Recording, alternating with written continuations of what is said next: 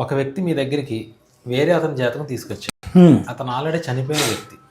మీకు చెప్పకుండా అతని జాతకం చెప్పండి అని మిమ్మల్ని పరీక్ష పెట్టాడు. మీరు దీన్ని ఎలాగ కనిపెట్టగలుగుతారు? మేము అసలు కనిపెట్టలేము.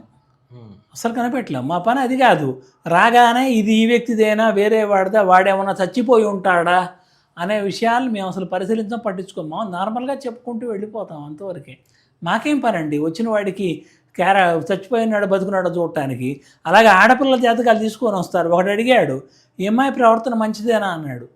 అంటే నేను చెప్పాను, బాబు ఆ ప్రశ్న ఎప్పుడు అడగవాకండి దయచేసి, తప్పు. నీ ప్రవర్తన సరైందేనా? నువ్వెందుకు అడుగుతున్నావు? జాతకాలు కుదురుతుందా లేదా అని చెప్పు. మీరు అడిగిన ప్రశ్న అంతర్లీనంగా మా మనసులో ఉండవచ్చు గాక, ఆ విషయాన్ని మేము పరిశీలించవచ్చు గాక, కానీ బయటకు కామెంట్ చేసి చెప్పుకునే విధంగా పరిశీలించడానికి మనం ఎవరు? కొంతమంది వచ్చి అడుగుతుంటారు, మా జాతకం మొత్తం చెప్పేసేయండి అని. ఒక జాతకం మొత్తం చెప్పడం అంటే కనుక అది పవిత్ర బంధం సీరియల్ లాంటిది, జీవితం సరిపోదు. అడిగిన ప్రశ్నల వరకే చెప్పాలి, చెప్తాం, అంతవరకే. ఎవరి జాతకాల్లో ఏమున్నాయని తొంగి చూసి అని జాతకాలు అది ఉంది, ఈ అమ్మాయి ప్రవర్తన ఎలాంటిది, ఆ అబ్బాయి ప్రవర్తన ఎలాంటిది, వీళ్ళు పెళ్ళికి ముందే ఏమన్నా చేసి ఉంటారా? ఎందుకండి మనకి ఇవన్నీ చెప్తా? తప్పు కదా, ఇది అనైతికం కదా. ఓకే, అలాంటి పరిస్థితి ఏర్పడితే మీరు ఏం చేస్తారు? నేను ఏర్పడితే నేనేం చేయను. నేను అడిగిన వాడికి జవాబులు చెబుతా. ఈ మనిషి ఆల్రెడీ చచ్చిపోయాడు అన్నాడు అనుకోండి, ఉన్నాడా చచ్చాడని నువ్వు అడగలేదుగా ముందు. అంటే అది మీకు తెలియదని అడుగుతాడు. నాకేం పని అండి రాగానే చూడటానికి? నేను చూడండి, అసలు ఆ పని తప్పు కదా నైతికంగా.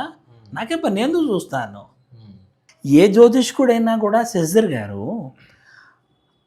ఆ వ్యక్తి అడిగిన ప్రశ్నలకు జవాబు చెప్తాడు, కానీ ప్రశ్నలకు అతీతంగా ఏమన్నా జరుగుంటుందా ఇతని జాతకంలో మంచో చూడు అని మేము అంత దూరమే మేము ఆలోచించి చెప్పం. మాకు అది అవసరం లేదు.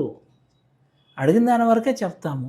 మేము చెప్పిన తర్వాత ఈ మనిషి ఆల్రెడీ చనిపోయాడండి అన్నాడు అనుకోండి, అయ్యా అడిగిన దానికి చెబుతాం.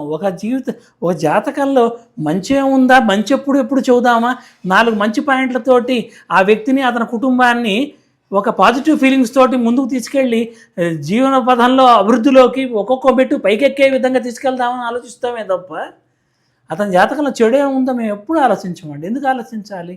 మంచి చెప్పాలి, మంచి జరిగే విధంగానే చూడాలి ఒక వ్యక్తికి.